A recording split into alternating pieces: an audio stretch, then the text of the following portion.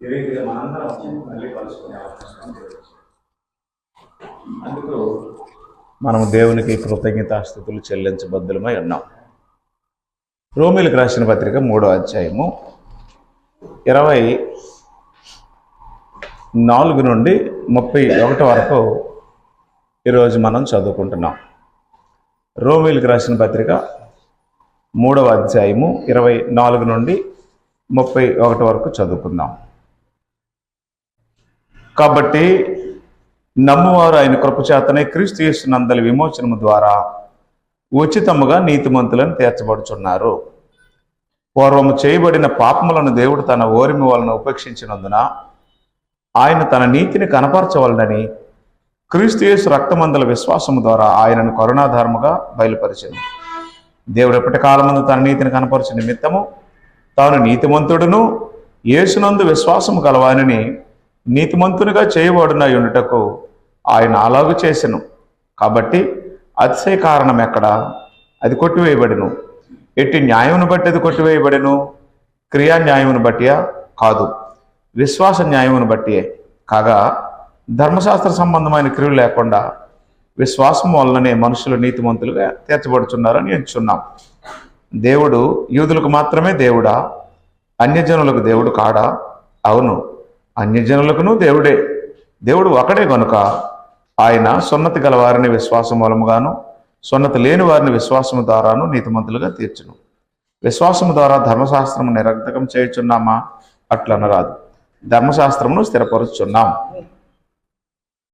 కాబట్టి ఈ సందర్భంలో మనం తెలుసుకోవాల్సిన ప్రాముఖ్యమైన విషయం ఏంటి అంటే, విశ్వాసం ద్వారా నీతిమంతులుగా తీర్చబడ్డాం. విశ్వాసం ద్వారా నీతిమంతులుగా తీర్చబడ్డాం. మనం ఆల్రెడీ మాట్లాడుకున్నాం. రోమీలకు రాసిన పత్రిక 1వ అధ్యాయంలో సృష్టికర్తను విడిచి సృష్టమును పూజించిన అన్యులు పాపులై ఉన్నారు. అట్టి అన్యుల్ని మీద అతిశయించి వారికి తీర్పు తీరుస్తున్నటువంటి యూదులు 2వ అధ్యాయంలో కూడా పాపులై ఉన్నారు. ఈ రకంగా 3వ అధ్యాయము 23వ వచనం వరకు ఏం చెప్పాడంటే, ఏ భేదమునో లేదు, అందరూ పాపము చేసి దేవుడు అనుగ్రహించి మహిమను పొందలేకపోతున్నారు. కాబట్టి మనుషులందరూ ఏమయ్యారు? పాపులయ్యారు. ఈ పాపము ఈ మానవ జాతికి అంటడానికి కారణం ఆదాం.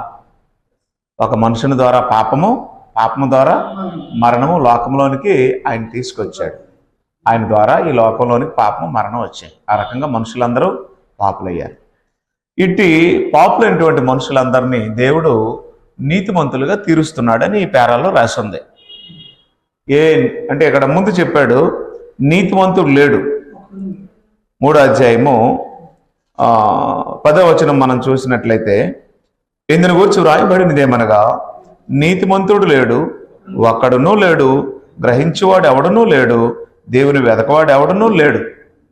కాబట్టి ఏం చెప్పాడు అంటే, నీతిమంతుడు అక్కడ కూడా లేడు. ఒక్క నీతిమంతుడు లేని ఈ లోకంలో, అందరూ పాపులైనటువంటి ఈ లోకంలో పాపులందరినీ, అంటే నమ్మువారందరినీ విశ్వాసము ద్వారా నీతిమంతులుగా తీర్చేవాడు దేవుడు.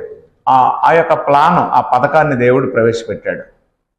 కాబట్టి ఈరోజు ఒక పాపి నీతిమంతుడిగా తీర్చబడ్డానికి దేవుడు ఒక పథకాన్ని ఏర్పాటు చేసి ఉన్నాడు. ఆ పథకము ఎవరైతే గ్రహిస్తారో వారు విశ్వాసం ద్వారా నీతిమంతులుగా తీర్చబడతారు. 24వ వచనంలో కాబట్టి అన్నాడు. కాబట్టి అంటే ఏంటి? అందరూ పాపులే కాబట్టి. ఇప్పుడు నమ్మువారు ఎవరు? కాబట్టి నమ్మువారు ఆయన కృపచేతనే, అంటే ఇప్పుడు నమ్మువారిని ఏం చేస్తున్నాడు? ఆయన కృపచేతనే ఉచితముగా నీతిమంతులని తీరుస్తున్నాడు. రోమపత్రిక ఎంతది? 3వ అధ్యాయం 24. రోమపత్రిక 3వ అధ్యాయము 24. కాబట్టి అన్నాడు. కాబట్టి అంటే అందరూ పాపులే కాబట్టి. ఇప్పుడు నమ్మువారు గురించి మాట్లాడుతున్నాడు. నమ్మువారు ఎవరి? నమ్మువారు పాపులు. అవునా? నమ్మువారు అంటే పాపులు. ఎవరిని నమ్మాలి? దేవుడిని నమ్మాలి. ఈ నమ్మువారైనటువంటి పాపులు దేవుడిని నమ్మాలి. నమ్మితే అప్పుడు ఏం చేస్తాడు? ఉచితముగా నీతిమంతులని తీరుస్తాడు. అయితే ఏమని నమ్మాలి? అది కదా పాయింట్. నమ్మువారు అన్నాడు కదా. నమ్మువారు అంటే ఎవరు? మనము. ఎవరిని నమ్మాలి? దేవుని నమ్మాలి. నమ్మువారు దేవుణ్ణి నమ్మితే అప్పుడు దేవుడు ఈ పాపులను ఏం చేస్తాడు? నీతిమంతులుగా తీరుస్తాడు. ఉచితముగా నీతిమంతులని తీరుస్తాడు. అయితే ఎలా నమ్మాలి? ఏంట నమ్మకం అని అంటే, దేవుడు మృతులను సైతము లేపగలడు అంటే ఇక్కడ 24వ వచనంలో, కాబట్టి నమ్మువారు ఆయన కృపచేతనే క్రీస్తు యేసునందల విమోచనము ద్వారా ఉచితముగా నీతిమంతులను తీర్చబడుచున్నారు. క్రీస్తు యేసునందలి విమోచనము ద్వారా అంటే ఆయన రక్తము ద్వారా, క్రీస్తు ప్రభు యొక్క రక్తము ద్వారా, క్రీస్తు రక్తము ద్వారా నమ్మువారు క్రీస్తు రక్తము ద్వారా. కింద వచనంలో రాసి ఉంటుంది రక్తం అని. రక్తము చిందించకుండా పాపక్షమాపణ కలగదని సామాన్యముగా చెప్పవచ్చును అన్నాడు. రక్తం లేకుండా పాపాలు పోవు. అయితే ఆ రక్తం ఎవరి రక్తమై ఉండాలి? పాపము లేనివాడు రక్తం, పరిశుద్ధుని రక్తం. మేము నమ్మమండి అన్న వాళ్ళకి మనం చెప్పలేము, కానీ నువ్వు నమ్మితే మాత్రం డెఫినెట్గా రక్తం అవసరం. ఆ రక్తం ఎలాంటి రక్తము? పరిశుద్ధుని యొక్క రక్తమై ఉండాలి. కాబట్టి నమ్మువారు ఆయన కృపచేతనే క్రీస్తు యేసు నందలి విమోచనము ద్వారా ఉచితముగా నీతిమంతులను తీర్చబడుతున్నారు. అవునా? క్రీస్తు యేసు రక్తం అన్నాడు కదా. క్రీస్తు యేసు రక్తం అన్నాడు. ఈ రక్తము ద్వారా ఉచితముగా నీతిమంతులు అవుతున్నారు, నీతిమంతులుగా తీర్చబడుతున్నారు. అవునా? దీనికి డబ్బులు లేవు, ఎవరు ఫీజు కట్టవలసిన అవసరము లేదు. ఉచితముగా మనుషులు నీతిమంతులుగా తీర్చే పథకం దేవుడి దగ్గర ఉంది. అప్పుడు దేవుడు ఏం చేస్తున్నాడంటే, మీరు నమ్ముతారా?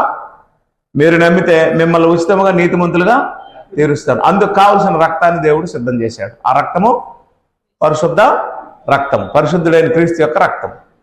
కాబట్టి ఉచితముగా నీతిమంతులను 25వ వచనంలో, పూర్వం చేయబడిన పాపములను దేవుడు తన బోరిము వలన ఉపేక్షించినందున ఆయన తన నీతిని కనపరచవలనని. పూర్వం మనుషులు ఏం చేశారు? పాపాలు చేశారు. అవునా? పూర్వం చేసినటువంటి పాపాలు, ఎప్పుడు చేసిన పాపాలు, ఇప్పుడు చేసిన పాపాలైనా ఏ పాపాలైనా పాప పరిహారం అవ్వాలంటే అది క్రీస్తు రక్తమే. ఫిబ్రవరికి రాసిన పత్రిక 10వ అధ్యాయంలో 9వ అధ్యాయం 14వ వచనంలో చెప్పాడు, సిలువకు ముందు పాపాలు కానీ యేసుప్రభు సిలువ వేయబడిన తర్వాత పాపాలు కానీ పరిహరించడానికి దేవుడు తన కుమారుని భూలోకానికి పంపించాడు. అవునా? కాబట్టి క్రీస్తు రక్తం లేకుండా పాపాలు పోవడం అనేది జరిగే పని కాదు. పాపరహితుడైన క్రీస్తు రక్తంతోనే ఎవరినైనా దేవుడు నీతిమంతులుగా తీరుస్తాడు. అయితే ఆయన్ని నమ్మాలి, ఆయన్ని నమ్మాలి. 14వ వచనం చదవండి. 9:14 హెబ్రీ 9:14 తీలేదా?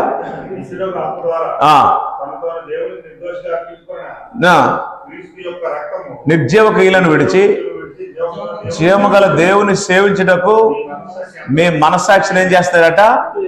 ఎంతో ఎక్కువగా శుద్ధి చేస్తుంది. మనస్సాక్షిని శుద్ధి చేసేది క్రీస్తు రక్తం. ఈ కారణాన్ని బట్టి మొదటి నిబంధన కాలంలో జరిగిన అపరాధముల నుండి విమోచనం పొందుటకై ఆయన మరణం పొందినందున పిలువబడిన వారంటే ఇప్పుడున్నోళ్ళు, పిలువబడిన వారంటే సంఘం నిత్యమైన స్వాస్థ్యమును పొంది నిమిత్తము, నిత్యమైన వాగ్దానం పొంది నిమిత్తము ఆయన క్రొత్త నిబంధనకు రైట్. కాబట్టి ఇప్పుడు క్రీస్తు రక్తంతో చేయబడిన క్రొత్త నిబంధన లేకుండా ఇప్పుడున్న వాళ్ళకి రక్షణ లేదు. క్రీస్తు రక్తాన్ని అడ్వాన్స్గా ఇచ్చినటువంటి అప్పుడున్న వారందరికీ దేవుడు రక్షణ ఇచ్చాడు. ఏ నియమంలోనైనా సరే ఏ రక్తం ఉండాలి? క్రీస్తు రక్తం ఉండాలి. కారణం ఏంటంటే ఆయనలో పాపము లేదు. పాపము లేని వాని రక్తమే పాపులకు పనిచేస్తుంది. ఒక పాపిని రక్షించలేడు కదా. ప్రభు చెప్పాడు, గుడ్డివాడు గుడ్డివానికి త్రావు చూపలేడు కదా. కాబట్టి నేను పాపినై ఉండి మీ పాపాలు క్షమించలేను. ప్రభు ఇంకొక మాట చెప్పాడు, వేషధారి నీ కంటిలోనున్న దూలమును ఎంచక ఎదుటివాని కంటిలోనున్న నలుసును చూచుటేయాలన్నాడు. అంటే నీవే తప్పు చేసిన వాడు అయ్యుండి ఎదుటివాని తప్పులు పట్టాలని చూస్తున్నావు. నీవే నేరస్తుడు అయ్యుండి ఎదుటివారు నేరాలు రుజువు చేయడానికి ప్రయత్నిస్తున్నావు. నీలోనే లోపాలు ఉండగా ఎదుటివారి లోపాలు చూడాలని చూస్తున్నాం. కాబట్టి ఇది పాపుల యొక్క లక్షణం. పాపుల యొక్క లక్షణం ఏమిటి అంటే తాను పాపై ఉండి ఎదుటివారి పాపాలు బహిర్గతం చేయడం. తాను పాపై ఉండి తన కంటిలోనే దూలం ఉంటుండగా, అంటే తనలో పాపం ఉంటుండగా ఎదుటివారికి తీర్పు తీర్చడం అనేది, ఎదుటివారి లోపాలు చూడడం అనేది పాపి యొక్క ప్రధాన లక్షణం. కాబట్టి ప్రభు కొండ మీద ప్రసంగంలో ఏం చెప్పాడు అంటే, నీలో లోపాలు ఉండగా ఎదుటివారి లోపాలు చూడడానికి ప్రయత్నము చేయకన్నాడు. నీకు చాలు. ఏమండి, జీవితాంతం దిద్దుకోవడానికి, జీవితాంతం దేవుడిని క్షమాపణలు అడుగుతూ బ్రతకడానికి మనకున్న లోపాలు మనకు చాలు. ఇంకితరుల లోపాలు ఎత్తవలసిన అవసరము మనకు లేదు. టైం ఎక్కడది? అయితే ఈ పాపులుగా మన లక్షణం ఏంటంటే ఎదుటివారి లోపాలు మనం ఎత్తి చూపిస్తూ ఉంటాం. అది వద్దన్నాడు యేసు ప్రభు. కాబట్టి ఇక్కడ ఏం జరిగింది అంటే, మొదటి నిబంధన కాలంలో జరిగిన అపరాధాల నుండి కానీ పిలువబడిన వారు నిత్యమైన స్వాస్థ్యం పొందడానికి కానీ క్రీస్తు రక్తమే అవసరం. క్రీస్తు రక్తం లేకుండా ఏ మనిషి పాపాలు క్షమించబడవు.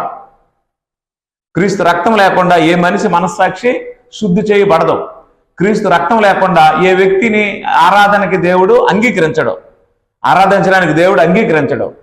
ఆరాధించేవాడి మనస్సాక్షి శుద్ధి చేసుకుని ఆరాధించాలి అంటే డెఫినెట్గా ఏ రక్తం ఉండాలి? మనం ఇంట్లోకి వచ్చే ముందు కాలు కడుక్కొని రా అంటాం కదా. ఇంట్లోకి వచ్చే ముందు కాలు కడుక్కొని రా అనేవారు పూర్వం. ఇప్పుడంటే కాలు కడగట్లేదు, చేతులు కడగట్లేదు అనుకోండి. కరోనా భయంకి చేతులు కడుగుతున్నారు, కానీ యాక్చువల్గా చేతులు కూడా కడగరు మనోళ్ళు. కానీ వాస్తవం ఏంటి అంటే, ఇంటిలోకి వచ్చే ముందు కాలు కడుక్కొని రండి అని చెప్పడం మనకు అలవాటైతే, పరలోకంలోనికి వెళ్ళాలి అంటే డెఫినెట్గా ముందేం కడుక్కోవాలి? పాపాలు కడుక్కోవాలి. అట్టి పాపాలు కడుక్కోవడానికి పాప రక్తం ఎలా పనిచేస్తుంది? నేను పాపినై ఉండి తోటి పాపులైనటువంటి మిమ్మల్ని క్షమించానంటే అది ఎలా కుదురుతుంది? అది ప్రభు చెప్పాడు స్పష్టంగా, గుడ్డివాడు గుడ్డివానికి త్రావచ్చు, ఇద్దరు గొంట్లో పడతారని చెప్పాడు కదా. కాబట్టి ఎవరినైనా నీతిమంతులుగా తీర్చాలి అంటే ఎవరి రక్తం పనిచేస్తుంది? నమ్మువారికి పనిచేసే రక్తం క్రీస్తు రక్తం. మీరు నమ్మితే డెఫినెట్గా క్రీస్తు రక్తం మీ పాపాలకు పనిచేస్తుంది. ఎలాగంటే మీ మనస్సాక్షికి దోషారోపణ లేకుండా చేసే రక్తమే క్రీస్తు రక్తం. నేను ఇంతకుముందు చెప్పాను, మళ్ళీ చెప్తున్నాను. పాపము శరీరానికి అంట్ల, పాపం ఎక్కడికి వెళ్ళిపోయింది? అంతరంగంలోకి వెళ్ళిపోయింది. మనస్సాక్షికి దోషారోపణ కనబడుతుంది. దాన్ని శుద్ధి చేసుకున్నవాడు దేవుని కృపకు పాత్రుడు. దాన్ని శుద్ధి చేసుకున్నవాడు నిత్యత్వానికి వారసుడు. కాబట్టి మీరు నమ్మువారైతే ఉచితముగా నీతిమంతులుగా తీర్చబడతారు. అది ఎలాగంటే క్రీస్తు రక్తం ద్వారా జరుగుతుంది. అలా నీతిమంతులుగా తీర్చబడేవారు ఏమవుతారు అంటే, దేవుడు నీతిమంతుడని గ్రహిస్తారు. దేవుడు నీతిమంతుడు. తాను నీతిమంతుడై ఉండి ఈ నమ్మేవారిని ఏం చేస్తున్నాడు? నీతిమంతులుగా తీరుస్తున్నాడు. తాను నీతిమంతుడై ఉండి నమ్మేవారిని నీతిమంతులుగా తీరుస్తున్నాడు. 26వ వచనం చూడండి. క్రీస్తు యేసు రక్తమందలి విశ్వాసం ద్వారా ఆయనను కరుణాధారముగా బయలుపరిచాడా? దేవుడు ఎప్పటి కాలమందు తన నీతిని కనపరచు నిమిత్తము తాను నీతిమంతుడును యేసునందు విశ్వాసము గలవాయన నీతిమంతుడిగా తీర్చివాడు అలాగ చేసినో. కాబట్టి నమ్మేవారు ఎవరి రక్తం ద్వారా నీతిమంతులుగా తీర్చబడతారు? క్రీస్తు రక్తం లేకుండా మనుషులు నీతిమంతులుగా తీర్చబడరు. క్రీస్తు రక్తం లేకుండా పాపక్షమాపణ కలగదు. క్రీస్తు రక్తం లేకుండా ఆరాధించడానికి ఒక మనిషి పనికిరాడు. ఆరాధించే మనిషికి దోషారోపణ లేకుండా కడిగే రక్తమే, మనస్సాక్షిని కడిగే రక్తమే క్రీస్తు రక్తం. ఇది మీకు ఉచితముగా దొరుకుతుందని చెప్పాడు. అవునా? నమ్మేవారికి ఎలా దొరుకుతుంది? ఇది ఉచితంగా దొరుకుతుంది. నువ్వు నమ్మడం నీకు చేతనైతే ఇది ఉచితంగా వస్తుంది. అప్పుడు ఏం నమ్మాలి అంటే, ఇదిగో అపోస్తలులు ఏం ప్రకటించారు అంటే, క్రీస్తు యొక్క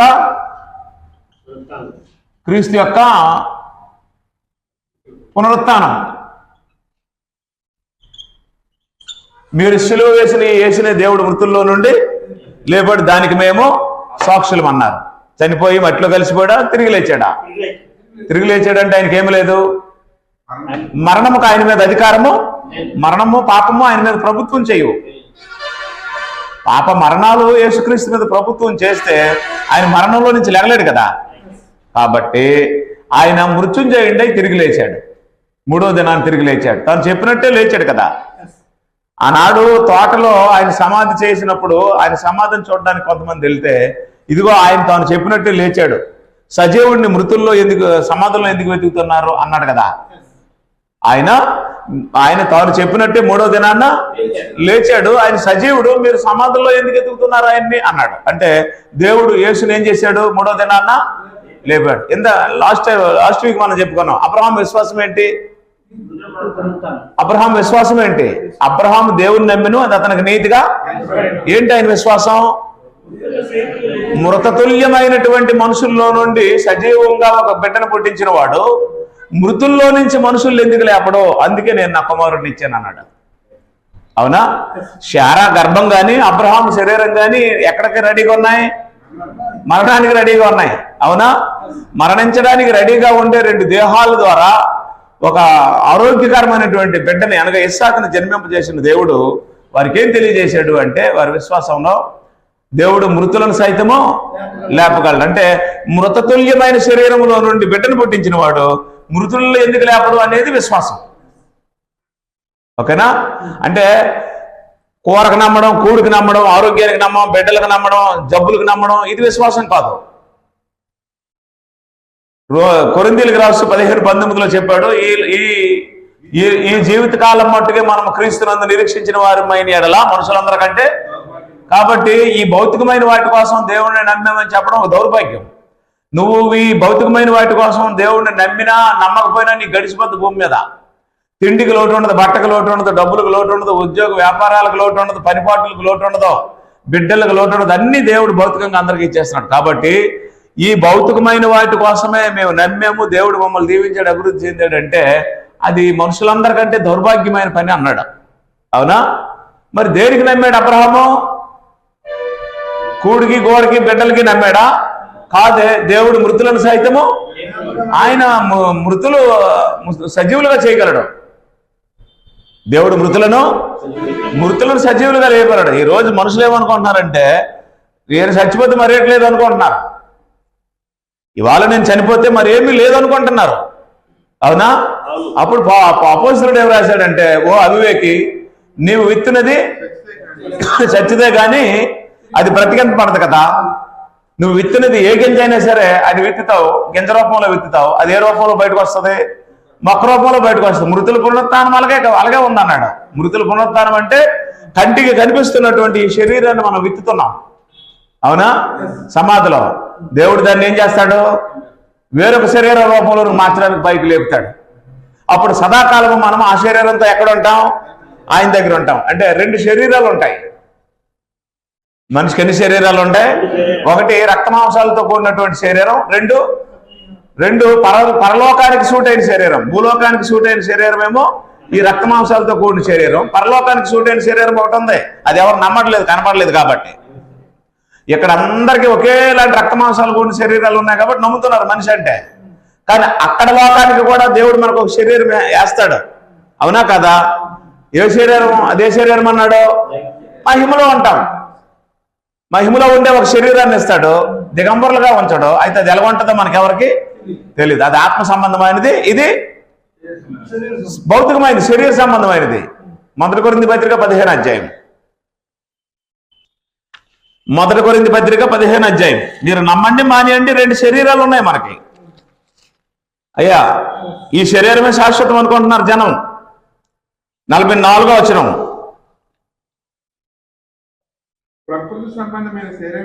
లేకపోతే 42వ వచనం. మృతుల పునరుత్థానం అలాగే శరీరము క్షయమైనదిగా విత్తబడి అక్షయమైనదిగా లేపబడును. అంటే ఏ శరీరముగా విత్తబడుతుంది?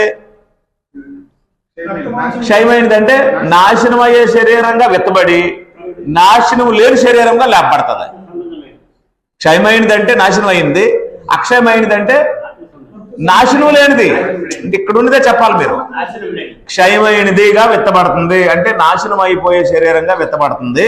అక్షయమైనదిగా లేపబడుతుంది అంటే నాశనం లేనిదిగా లేపబడుతుంది. అంటే ఇంకోటి ఉందా లేదా? ఇంకో బాడీ ఉంది. అది ఎలా ఉంటుందో మనకెవరికి? దీంతో పరిచయం ఉంది, దాంతో పరిచయం లేదు మనకి, కానీ ఉంది అది. తర్వాత ఘనహీనమైనదిగా విత్తబడి మహిమ కలదిగా లేపబడును. అంటే ఇది ఈ శరీరం, ఏ శరీరం? ఘనహీనమైనది. రేపు మనం ధరించబోయే ఇంకో శరీరం ఎలాంటి శరీరం? ఘనమైనది మహిమ గలదిగా లేపబడును. బలహీనమైనదిగా విత్తబడి బలమైనదిగా. ఈ శరీరం ఎలాంటిది? బలహీనమైనది. రేపు మనం ధరించుకునే ఇంకొక శరీరం ఎలాంటిది? బలమైనది. నమ్ముతున్నారా? ఇది ఎవరికి సాధ్యం? దేవునికి సాధ్యం. అదే విశ్వాసం. దేని మీద నమ్మకం పెట్టుకుంటేనే విశ్వాసం. భౌతికమైన వాటిని నమ్మి దేవుడు మొదట నాకు ఒక కారు ఉండేది, లారీ ఉండేది, సైకిల్ ఉండేది, నా చెప్పులు అరిగిపోయినాయి, నేను అలా తిరిగాను ఇలా తిరిగాను, బెల్లం అమ్ముకున్నోడిని, పువ్వులు అమ్ముకున్నోడిని, దేవుడు నన్ను ఇవాళ కోటీశ్వరుని చేశాడంటే నీకంటే దరిద్రులు కోటీశ్వరులు అయిపోయారు ఎక్కువ మంది ఇవాళ. దానికి ఎవరు దేవుడిని నమ్మవలసిన అవసరము లేదు. కాబట్టి మృతులను సజీవులుగా చేయవాడు. దేవుడిని నమ్మడం అంటే మృతులను సజీవులుగా చేయవాడు. 44లో ప్రకృతి సంబంధమైన శరీరముగా విత్తబడి ఆత్మ సంబంధమైన శరీరముగా లేపబడును. ప్రకృతి సంబంధమైన శరీరం ఉన్నది కనుక ఆత్మ సంబంధమైన శరీరం కూడా ఉన్నదే. ఉందా లేదా? నమ్మారా? హలో, ప్రకృతి సంబంధమైన శరీరం ఉందని నమ్ముతున్నారా? ప్రతి ఒక్కడు నమ్ముతాడు. ఎందుకంటే ఇది కనబడుతుంది. నీ ఒళ్ళే నీ ప్రకృతి. అవునా? ఆత్మ సంబంధమైన శరీరం కాడ ఉందని ఎవడైనా నమ్ముతాడా? 100కి నమ్మడం కష్టం. ఎందుకంటే అది కనబడలేదు కాబట్టి. కానీ అబ్రహాము ఎప్పుడో నమ్మాడు. దేవుడు మృతులను సైతము లేపగలడు. అది ఉంది నా కోసం అన్నాడు. పునాదులు గల పట్టణం కోసం ఎదురు చూశాడు. నిలవరమైన పట్టణం కోసం ఎదురు చేశాడు. దేవుడు దేనికి శిల్పియు నిర్మాణకుడై ఉన్నాడో ఆ నిలవరమైన పునాదులు గల పట్టణానికి నేను వెళ్తానని చెప్పి నిరీక్షించాడు అబ్రహాం. అవునా? ఇక్కడున్న ఆస్తి, అంతస్తు, అందము, బలము, ఆరోగ్యము, ఇక్కడున్న సుఖము, భోగము, వీటన్నిటి మీద ఆయన దృష్టి లేదు. దేని మీద ఉంది? పొందబోయే పట్టణం మీద ఉంది. అందువల్ల దూరం నుండి చూసి వందనము చేసి తాము భూమి మీద పరదేశులము యాత్రికులము ఉన్నామని ఒప్పుకొని విశ్వాసము గలవాడై మృతి పొందాడు. పరదేశంలో కూర్చున్నాడు. దరిద్రుడైనటువంటి లాజరు ఆత్మ ఇప్పుడు ఆయన సన్నిధిలో ఉంది. అవునా? రేపు ఎల్లుండే నువ్వు నేను కనుమొస్తాం. గ్యారంటీయా? ఏంటి గ్యారంటీ? ఈ లోకం గ్యారంటీయా? రేపు నువ్వు నేను ఏదో ఒక రోజు ఏం చేస్తాం? దయచేసి బలంగా ఉన్నాం ఉండిపోతాం అనుకోకండి. ఇవాళో రేపో నేడో రేపో ఏదో ఒక రోజు మనం కూడా ఏం చేస్తాం? కన్ను మోస్తాం. నువ్వు కన్ను మోస్తే నీ ఆత్మ పరదేశకి వెళ్ళాలి. దీన్ని నమ్మితే నీ ఆత్మ పరదేశకి వెళ్తుంది. దీన్ని నమ్మకపోతే నీ ఆత్మ పరదేశకి వెళ్ళడానికి అవకాశము లేదు. దేని నమ్మో యేసు ప్రభు దగ్గర చాలా మంది వచ్చారు. అందువల్ల ఎక్కువ మంది ఉంటారు వాళ్ళ దగ్గర. అయ్యగారు టచ్ చేస్తే ఆరోగ్యాలు వస్తాయి. అమ్మగారు ప్రార్థన చేస్తే దెయ్యాలు పోతాయి. ఏమంటే నూనె రాస్తే ఎలాగా, రుమాలు విసిరితే ఎలాగా, టచ్ అంటే ఎలాగా అని రకరకాల నమ్మినలు ఉన్నారు కదా. అవి బైబిల్కి సూట్ అయ్యే నమ్మకాలు కావన్నమాట. కాబట్టి ఇదైతే గుర్తుంచుకోండి. దేవుడు నీతిమంతుడై ఉండి యేసునందు విశ్వాసం గలవారిని నీతిమంతులుగా తీర్చడానికి క్రీస్తు రక్తం ద్వారా ఉచితముగా నీతిమంతులయ్యే కృపను మానవుల పైన మనకు అనుగ్రహిస్తున్నాడు. ఇది దేనితో సాధ్యం అంటే దేవుడు మృతులను సైతము లేపగలడనే దానితో సాధ్యం. అలాగే ఎవరు నమ్మారు అంటే అబ్రహాం నమ్మాడు, శారా నమ్మింది. నమ్మలేదా? అబ్రహాం దేవుడిని నమ్మినది అతనికి నీతిగా. ఆ ప్రిన్సిపలే మనకు వర్తిస్తుంది. ఆ సిద్ధాంతమే మనకు వర్తిస్తుంది. ఆ బోధే మనకు వర్తిస్తుంది.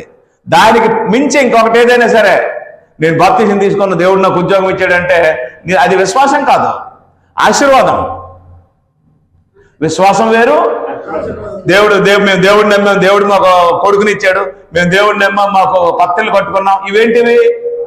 ఆశీర్వాదాలు. ఆశీర్వాదాలు వేరు, ఆశీర్వాదాలు వేరు, నీతి వేరు. నీతిని ఏమనుకుంటున్నారు? ఆశీర్వాదాల్లో ఏమనుకుంటున్నారు? ఆశీర్వాదాలు నీతి కాదండి. ఆశీర్వాదాలు వేరు, నీతి వేరు. నీతి ఎలా వస్తుంది? విశ్వాసం ద్వారా వస్తుంది. విశ్వాసం అంటే దేని మీద పెట్టాలి? దేవుడు మృతులను చచ్చిపోవడానికి సిద్ధంగా ఉన్న నా భార్య కడుపులో నుంచి బిడ్డను పుట్టించాడు, కాటికి కాలు కూటికి చేతులు చాపుకున్నటువంటి నన్ను తండ్రిని చేశాడని అబ్రహాం నమ్మలేదా? అది విశ్వాసం. ఆ విశ్వాసానికి ఫలము ఒక ఆశీర్వాదం ఇచ్చాడు ఇస్సాంగా. అవునా? ఈనాడు ఆశీర్వాదాలకి విశ్వాసానికి తేడా తెలియక ఆశీర్వాదాలు ఏమనుకుంటున్నారు? విశ్వాసం. నేను నమ్మాను, దేవుడు నాకు ఇచ్చాడు అంటున్నారు. నువ్వు నమ్మక అక్కర్లే, నమ్మనోడు కూడా ఇచ్చాడు పెద్ద 3 ప్లాట్లు ఇల్లు. కాబట్టి దయతో మీరు గుర్తుంచుకోండి, నమ్మడం అంటే అర్థం ఏమిటి అంటే, విశ్వాసవంతుడు అంటే అర్థం ఏమిటి అంటే, దేవుడు మృతులను లేపుతాడా లేపడా? ఇంకో శరీరం ఉందా లేదా? ఈ శరీరమే శాశ్వతమా? ఎప్పుడు దీన్ని నమ్మకండి. ఇది బలహీనమైన ఘటము, క్షయమైన ఘటం, బలహీనమైన ఘటం, ప్రకృతి సంబంధమైన శరీరం. ప్రకృతి సంబంధమైన శరీరముగా విత్తబడి ఆత్మ సంబంధమైన శరీరముగా ఘనహీనమైనదిగా విత్తబడి బలమైనదిగా మహిమగలదిగా లేపబడి అన్నాడు కదా. ప్రకృతి సంబంధమైన శరీరం ఉన్నది కనుక ఆత్మ సంబంధమైన శరీరం కూడా దీన్ని మర్చిపోతున్నాం మనం, ఎందుకంటే ఇది కంటికి కనపడదు కాబట్టి. ప్రతి ఒక్కరి సమస్య ఇదే, ఇక్కడ ఏం తిందామా, ఏం తాగుదామా, ఎలా బ్రతుకుతామా, ఎలా కాలం గడిపించుకుందామా, ఇదే బాధ. రేపు ఆత్మ దేహాన్ని విడిచిపెట్టిన తర్వాత నిత్యత్వంలో ఎందుకంటే చావు లేదు కదా ఆత్మకి. నిత్యత్వంలో ప్రవేశించడానికి నా పరిస్థితి ఏంటి, నా మరణం తర్వాత నా జీవితం ఎలాగుంటుంది అనేది ఎవరికి అంతుపట్టట్లే. ఒక చింతపిక్క పుడుతుంది అంటే నమ్ముతున్నారు, ఒక మర్రి చెట్టు పుడుతుంది అంటే నమ్ముతున్నారు, ఒక జీడి పిక్క వేసి మొక్క పుడుతుంది అంటే నమ్ముతున్నారు. నువ్వు సచ్చిన తర్వాత తిరిగి లేస్తావంటే నమ్మటం లేదనమాట. అది అవిశ్వాసం. ఇది విశ్వాసం ఇది అని యేసు ప్రభువుని వేసి చూపించాడు దేవుడు. అవునా?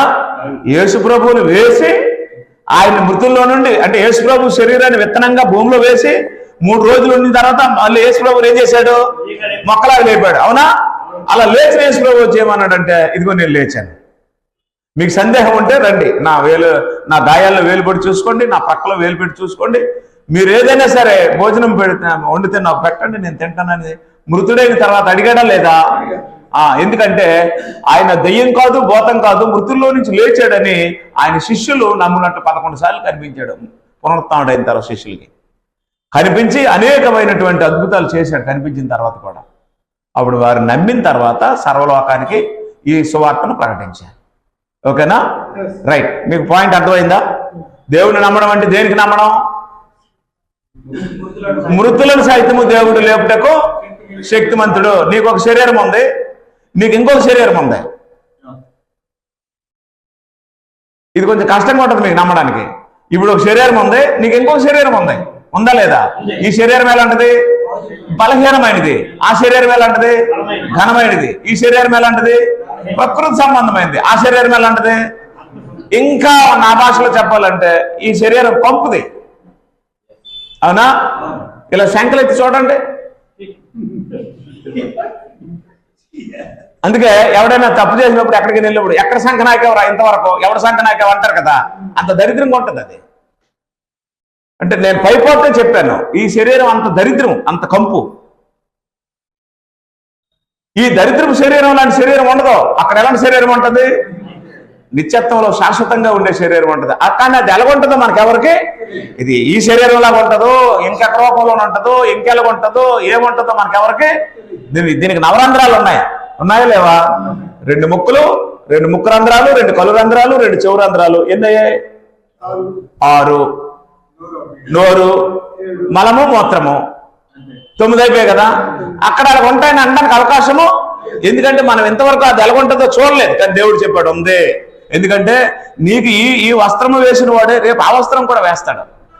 ఈ వస్త్రం వేసిన వాడు ఆ వస్త్రం వేస్తాడు కాబట్టి ఆయనకి తెలుస్తుంది, కానీ మనకి ఎలా తెలుస్తుంది? అయితే మనకి దాన్ని చూడలేదు కాబట్టి నమ్మాలి. ప్రభు చెప్పాడు, చూసి నమ్మిన వారి కంటే.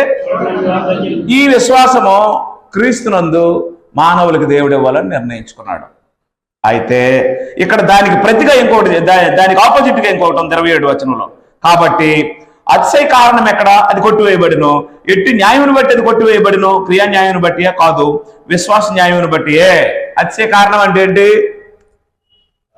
ధర్మశాస్త్రం.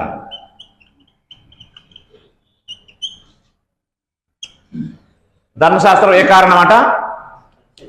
అతిశయించడానికి కారణమైంది. అంతే కదా? ఎవరు అతిశయిస్తున్నారు ధర్మశాస్త్రం ఎందు? 2వ అధ్యాయంలో మనం చదివాం ఆల్రెడీ. 2వ అధ్యాయం 17వ వచనంలో, నీవు యూదుడు అని పేరు పెట్టుకుని ధర్మశాస్త్రం ఆశ్రయించి దేవుని యందు అతిశయించున్నావు కావా అన్నాడా లేదా? అంటే ధర్మశాస్త్రం నీతి సత్య స్వరూపమైనది, జ్ఞాన సత్య స్వరూపమైనది అయినా అది మానవుల చేతిలోకి వచ్చేసరికి మానవులు దాన్ని పట్టుకొని ఏం చేస్తున్నారు? అతిశయిస్తున్నారు నాకు ధర్మశాస్త్రం ఉందని. కాబట్టి ఇప్పుడు ధర్మశాస్త్రం ఏ కారణమైంది? అతిశయ కారణమైంది, అతిశయించడానికి కారణమైంది. ఇప్పుడు చూడండి 27వ వచనంలో, కాబట్టి అతిశయ కారణం ఎక్కడా అన్నాడా లేదా? అంటే అతిశయించడానికి కారణం ఎక్కడా? హలో, అతిశయించడానికి ఏది కారణమైంది? కాబట్టి అతిశయ కారణాన్ని దేవుడు ఏం చేశాడు? అదనమాట, అతిశయ కారణాన్ని దేవుడు కొట్టేశాడు. చాలా సార్లు ఉంది ధర్మశాస్త్రాన్ని కొట్టేశాడని. యూదులకు ఇచ్చిన ధర్మశాస్త్రాన్ని బట్టి యూదులు అతిశయించారు. ఆ అతిశయ కారణాన్ని ఏం చేశాడు? కొట్టేశాడు. ఆ అతిశయ కారణమైన ధర్మశాస్త్రం కొట్టకపోతే మనుషులు విశ్వాసం ద్వారా నీతిమంతులుగా తీర్చబడరు. యూదులు అన్యులు ఏకశరీరం అవడానికి అవకాశము లేదు. ఇది ఎరగని వారు ఇప్పుడు బైబిల్ చదివిన వాళ్ళు ఏం చేస్తున్నారంటే ధర్మశాస్త్రాన్ని తెచ్చి ఈ విశ్వాసానికి కలిపేస్తున్నారు. అది భయంకరమైన తప్పు. ఎందుకంటే ధర్మశాస్త్రము మోషే ద్వారా అనుగ్రహించబడింది యూదులకి, కృపయు సత్యము యేసుక్రీస్తు ద్వారా కలిగింది విశ్వాసం ద్వారా నీతిమంతులుగా తీర్చబడే వారికి. ఈ రెండు కలడానికి అవకాశము లేదని బైబిల్ చెప్తే, మేము కలపలేదని అపోస్తలులు చెప్తే, ఈ రోజు ఈ బైబిల్ బోధకులు అందరూ పట్టుకున్న వాళ్ళందరూ ఏం చేస్తున్నారు? ధర్మశాస్త్రం అనే మతాన్ని క్రొత్త నిబంధన అనే మార్గానికి తెచ్చి ఏం చేస్తున్నారు? కలిపేస్తున్నారు. ఇప్పుడు అది మతమో మార్గమో నమ్మినోడికే తెలియదు, నమ్మించినోడికే తెలియదు.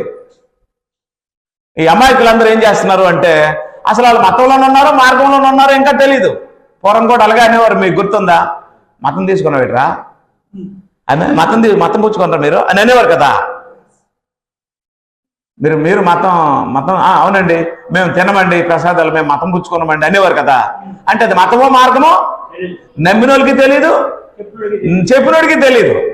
ఎందుకు అలా జరిగింది అంటే ఈ కృపని ఆ ధర్మశాస్త్రానికి ఏం చేశారు? కలిపేశారు. ధర్మశాస్త్రం వేరు, కృప వేరు. ధర్మశాస్త్ర సంబంధమైన క్రియల మూలమున ఏ మనుషుడు దేవుడి ఎదురు నీతిమంతుడని తీర్చబడడం. యేసుక్రీస్తు నందల విశ్వాసం ద్వారానే మనుషులు నీతిమంతులుగా తీర్చబడుతున్నారు.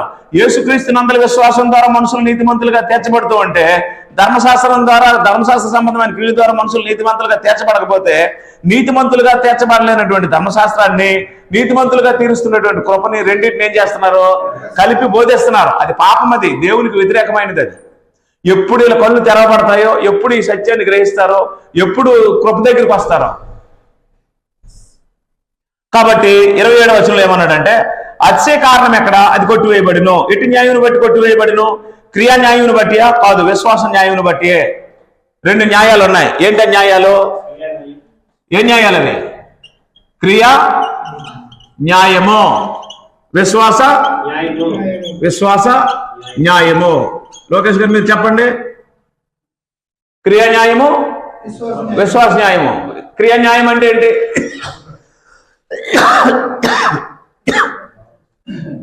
క్రియల వల్ల ఎవరికైనా న్యాయం జరిగిందా? ధర్మశాస్త్ర సంబంధమైన క్రియల వల్ల ఎవరికైనా న్యాయం జరిగిందా? ఎవరికి న్యాయం జరగలేదు. అంటే ధర్మశాస్త్ర సంబంధమైన క్రియల మూలమున ఏ మనుషుడు దేవుని ఎదుట నీతిమంతుడు కాలేడు. మరి న్యాయం ఎలా జరిగింది? అదనమాట విశ్వాస న్యాయం. ఈ విశ్వాస న్యాయాన్ని బట్టి ఈ క్రియా న్యాయం బట్టి కాలేదు కాబట్టి ధర్మశాస్త్రాన్ని ఏం చేశాడు? కొట్టేశాడు. ఏ న్యాయాన్ని బట్టి కొట్టాడు? విశ్వాస న్యాయాన్ని బట్టి కొట్టాడు. అవునా? విశ్వాసం ద్వారా మనుషులకు ఏం జరుగుతుంది? న్యాయం జరుగుతుంది. దేవుడు మృతులను సైతము లేపగలడు, యేసును లేపాడు, నన్ను లేపాడు అనే విశ్వాసం న్యాయం ద్వారా, విశ్వాసం ద్వారా ఏం జరుగుతుంది? మనుషులు నీతిమంతులుగా తీర్చబడుతున్నారు. న్యాయం చేస్తున్నాడు దేవుడు. అది దేని వల్ల జరగలేదు? ధర్మశాస్త్రం వల్ల జరగలేదు. అది క్రియా న్యాయం అన్నాడు, దీన్ని విశ్వాస న్యాయం అన్నాడు. ఈ న్యాయాన్ని బట్టి దీన్ని ఏం చేశాడు? కొట్టేశాడు. ఓకేనా? 27. కాబట్టి అతిశయ కారణం ఎక్కడ అంటే ధర్మశాస్త్రం. అది కొట్టివేయబడును. ఎలా కొట్టివేశాడు? ఎట్టి న్యాయం బట్టి అది కొట్టివేయబడును? క్రియా న్యాయం బట్టి కాదు, విశ్వాస న్యాయం బట్టి. 28. కాగా ధర్మశాస్త్ర సంబంధమైన క్రియలు లేకుండా విశ్వాసం వల్లనే మనుషులు నీతిమంతులుగా తీర్చబడుచున్నారని ఎంచున్నాము. అవునా? అపోస్తలుల బోధలో మనుషులు నీతిమంతులుగా తీర్చబడేది ఎలాగా? ధర్మశాస్త్రం వల్ల, విశ్వాసం వల్ల. కాబట్టి విశ్వాసానికి ఏది కలపకూడదు? ధర్మశాస్త్రం మనుషులు నీతిమంతులుగా చెయ్యదు. ధర్మశాస్త్రం అనగా పాపం అంటే ఏంటో కేడే ఉంది. చూడండి 20వ వచనం చూడండి, 3వ అధ్యాయం. ఎలానగా ధర్మశాస్త్ర సంబంధమైన క్రియల మూలముగా ఏ మనుషుడు దేవుని దృష్టికి నీతిమంతుడని తీర్చబడడు. ధర్మశాస్త్రం వలన పాపం అనగా ఎట్టిదో రైట్. ధర్మశాస్త్రం వల్ల మానవులకి పాపం అంటే ఏంటో తెలియజేయబడుతుంది. పాపం అంటే ఏంటని తెలియజేసేది ధర్మశాస్త్రం అయితే, నీతిమంతులుగా తీర్చేది విశ్వాసం. విశ్వాసం లేకుండా దేవునికి ఇష్టడై ఉండుట అసాధ్యం. ఇప్పుడు దేవుడు ఏం చేయాలనుకున్నాడు? ధర్మశాస్త్రం కింద అర్చిస్తున్నటువంటి యూదులని, నీతి నియమాలు లేకుండా మనస్సాక్షిని తోసేసినటువంటి అన్యులను ఏం చేయాలనుకున్నాడు? ఒక శరీరం చేయాలనుకున్నాడు. ఎవరి యందు? క్రీస్తునందు. క్రీస్తు శరీరం అంటే ఏంటి? క్రీస్తు సంఘం. అవునా? అది రాశాడు చూడండి 28. కాగా ధర్మశాస్త్ర సంబంధమైన క్రియలు లేకుండా విశ్వాసం వల్లనే మనుషులు నీతిమంతులుగా తీర్చబడుతున్నారని ఎంచున్నాం. అప్పుడు 29లో దేవుడు యూదులకు మాత్రమే దేవుడా? ఎంత బాగా రాశాడు చూడండి. ఎన్ని సంవత్సరాలు చదివినా అర్థం కాదు అది, ఇలా చెప్తే అర్థమైపోద్ది ఎవరికైనా.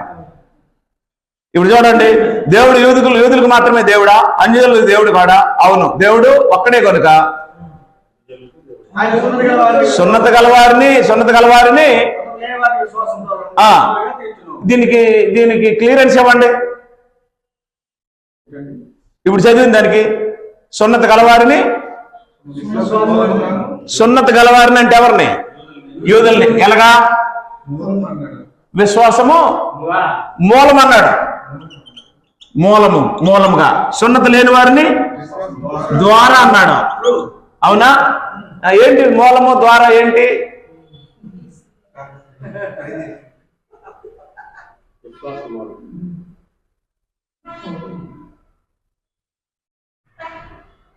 ఏంటి సార్? గవర్నమెంట్ అది రీజన్ అవుతుంది సార్. ఇదేమో ట్రూ అందులోకి మీరు ఎలాగైనా ఆలోచించారు. ఇవాళ పాస్టర్లు కలగ ఆలోచించడానికి టీం లేరు, క్రికెట్ ఆడుకుంటాను అందరు వెళ్ళి.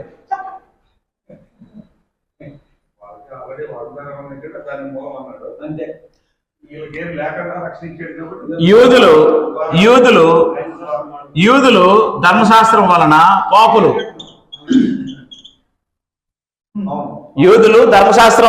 పాపులు. అవునా? పాపం అనగా ఎట్టుదో వారికి తెలియజేసింది. ఏటాటా వారికి ఏం జ్ఞాపకం వచ్చాయి కాబట్టి దానికి మూలం ఇది. అన్యులు సృష్టికర్తను విడిచి సృష్టాన్ని పూజించడం వల్ల ఏమయ్యారు? పాపులు. అవునా? వీరికి కృప ద్వారా రక్షణ. అవునా?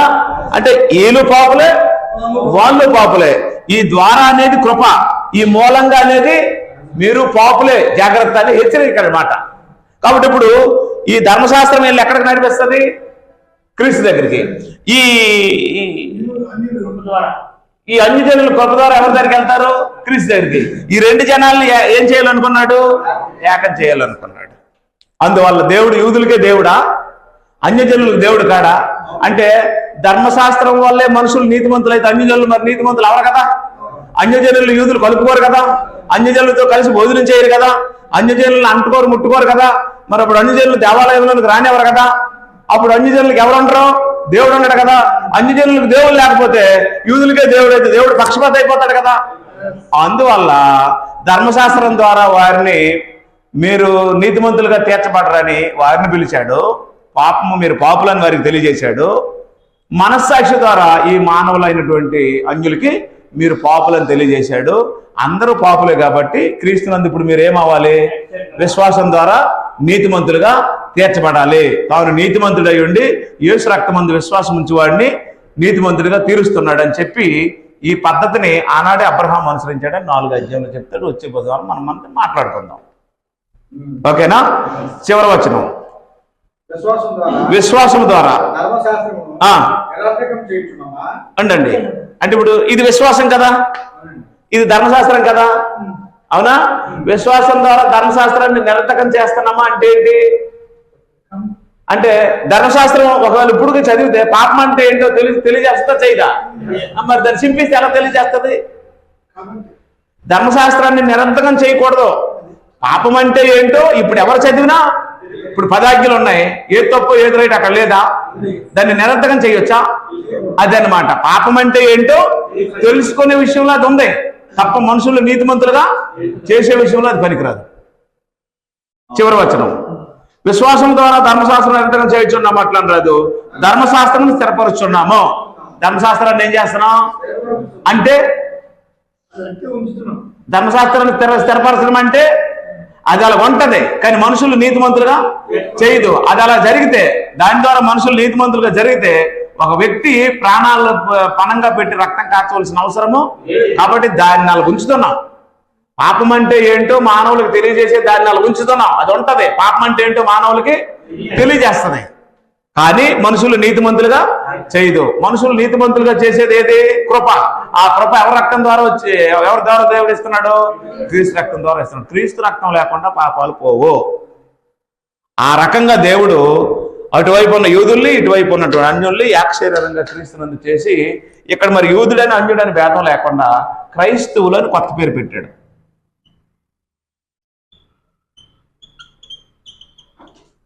ఇక్కడికి వచ్చిన తర్వాత కూడా మాది ఈ క్యాస్టు, మాది ఆ క్యాస్టు, మేము వాళ్ళు మేము వేలము అని అంటే అసలు వాళ్ళు క్రైస్తవులు కారు. ఇక్కడ బయట ఉన్నాయి అవి, ఇక్కడ బయట ఉంటాయి అవి. క్రీస్తులో ఏముంటాయి? మళ్ళీ చెప్తున్నాను, మీరు ఎవరు అంటే ఏం చెప్పాలి? ముందు మేమందరము అన్యులమే, ఇప్పుడు మేము క్రైస్తవులమే, అంతే. మీరు ఎవరు అనగానే మేము బీసీ వాళ్ళమండి అని అనకూడదు. నువ్వు బీసీ వాడు అయితే క్రైస్తవుడు కాదు. మీకు అర్థమైందో లేదు? మీరెవరు? అన్యులమే. ఇప్పుడు ఒకప్పుడు దూరస్తులు, ఇప్పుడు సమీపస్తులు. ఆ రకంగా మానవ జాతిని దేవుడు రక్షించాలని నిర్ణయిస్తే రక్షణలోకి వచ్చిన తర్వాత కూడా పిచ్చి పెట్టింది మనుషులకి. కాబట్టి దేవుడు అందరికీ న్యాయం చేశాడు. దేవుడు న్యాయవంతుడు కదా, అందరికీ న్యాయం చేశాడు. లేకపోతే మనం నాశనమై నరకంకి పోతాం కదమ్మా యేసు ప్రభువుని పంపించకపోతే. ఆ మహాకృపను దేవుడు మనకి ఇచ్చాడు. మీ అందరికీ వందనాలు.